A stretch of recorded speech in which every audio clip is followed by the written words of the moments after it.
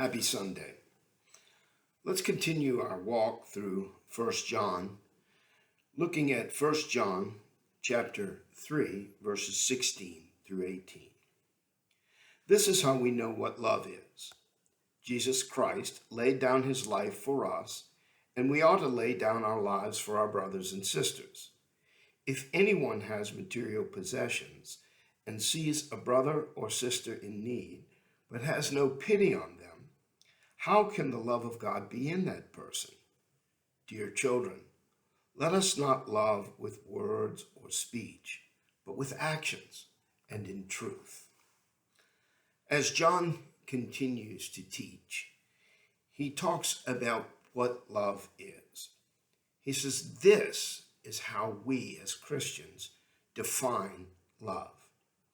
Jesus Christ laid down his life for us, and we ought to lay down our lives for our brothers and sisters. By saying we ought to, John recognizes the struggle. Romans chapter 12, verse 9 teaches love must be sincere. Actually, it says love must not be hypocritical. It must not be two-faced. Again, Paul here recognizing the struggle that we sometimes love ourselves more than we love others, and that we struggle with being sincere in our love of others because sometimes other people just aren't lovable in our terms. However, God's love is without boundary. It's without any sense of us having earned it or having done something to merit it.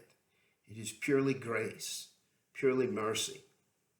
And so we ought to love as Christ has loved.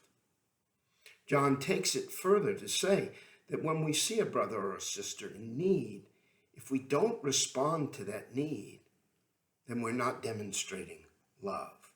He says, how can the love of God be in that person? And so he encourages us to not love with words or speech, but with actions and in truth.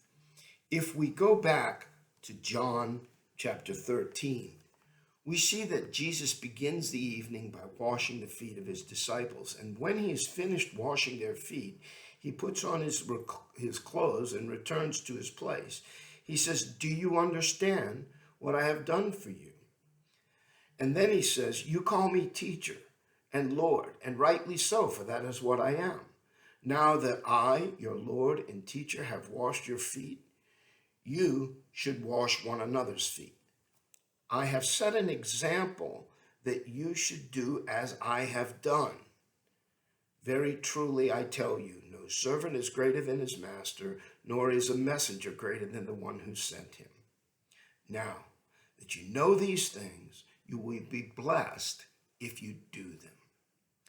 So we, as Christians in the world today, need to love others as Christ loved us. We need to love others as we love ourselves.